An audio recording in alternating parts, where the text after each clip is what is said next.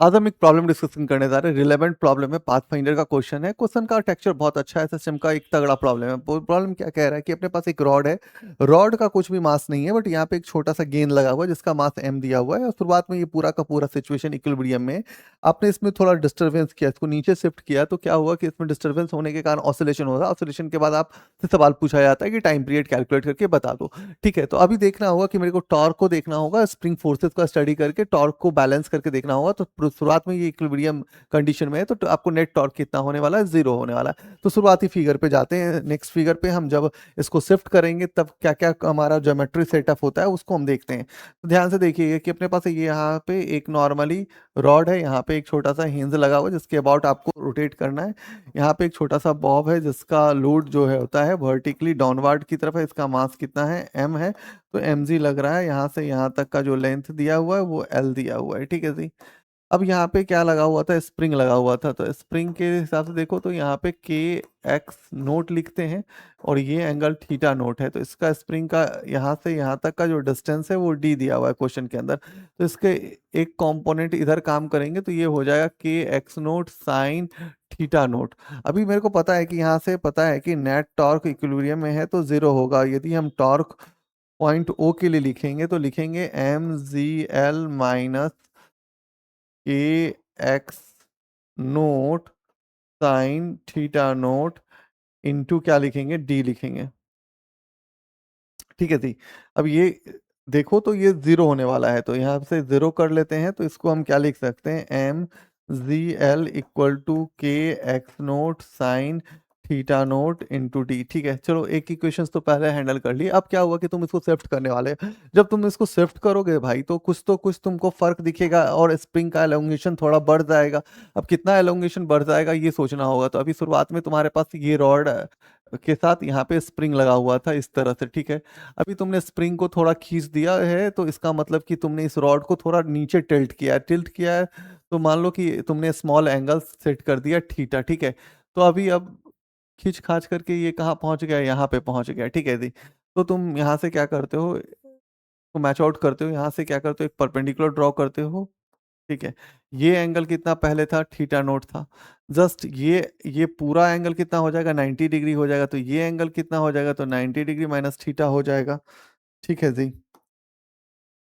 ठीक है, तो ये अब सवाल ये है कि ये अभी नया एलोंगेशन तुम्हारा कितना हो गया, एक्स हो गया। तो अभी स्प्रिंग के हिसाब से देखो तो ये क्या हो जाएगा, के एक्स प्लस एक्स नोट हो जाएगा। तो ये एंगल कितना हो जाएगा, तो ये एंगल भी बन जाएगा कितना, थीटा नोट हो जाएगा।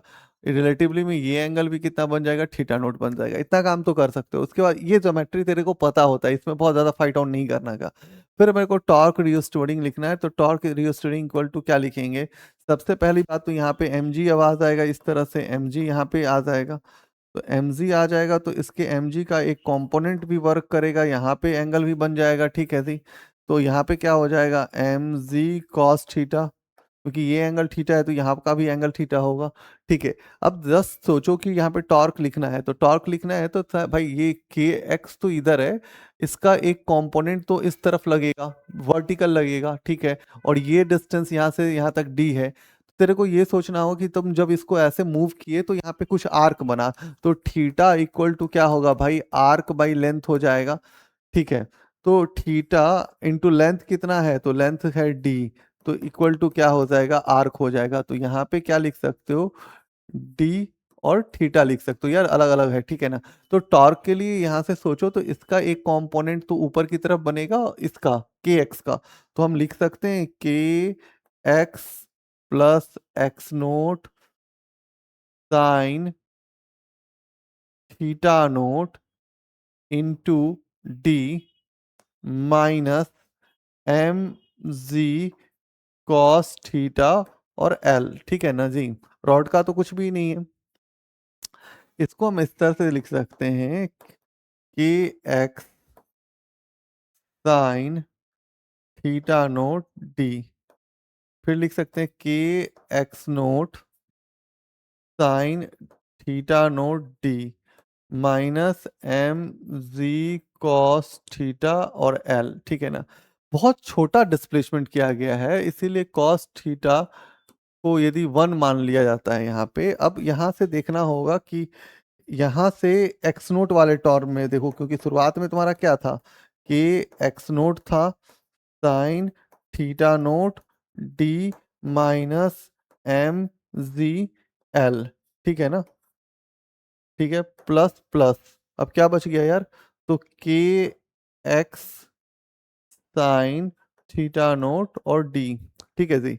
तो ये तो तेरे को पता है कि टॉर्क बैलेंस के हिसाब से वहां पे क्या दोनों का वैल्यू एक दूसरे के बराबर होगा तो वो जीरो हो जाएगा, तो तुम यहां से खत्म करो।